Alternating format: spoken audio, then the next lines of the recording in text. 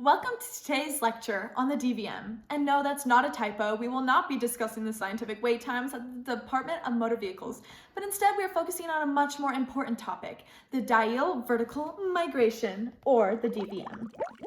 Let's get into the specifics of this particular migration. It occurs in the ocean. The ocean can be divided into separate zones. The DVM takes place in the top two.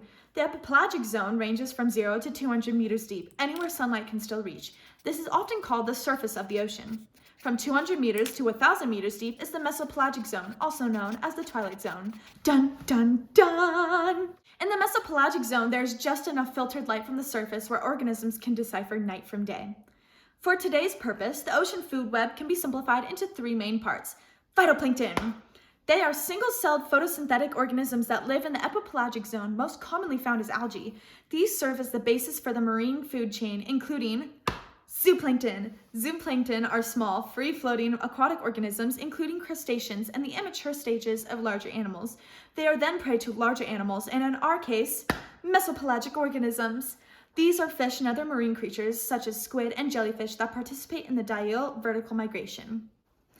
Now let's talk about the actual migration. This is the largest mass migration on the planet Earth. Geese have nothing on the DVM. Every single night, hungry creatures from the mesopelagic zone swim up into the epipelagic zone to feast on zooplankton.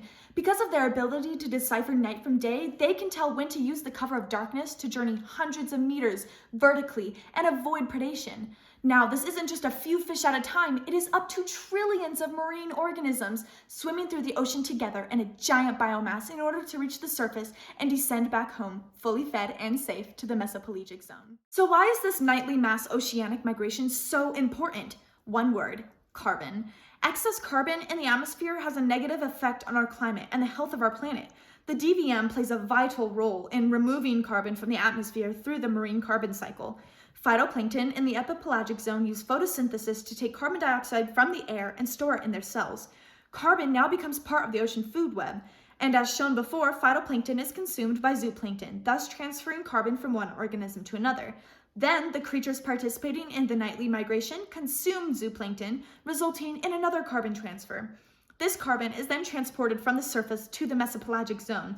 Eventually, these carbon-filled bodies will slowly sink as marine snow until they reach the bottom of the ocean, where carbon will stay for thousands of years, thus keeping harmful carbon out of our atmosphere.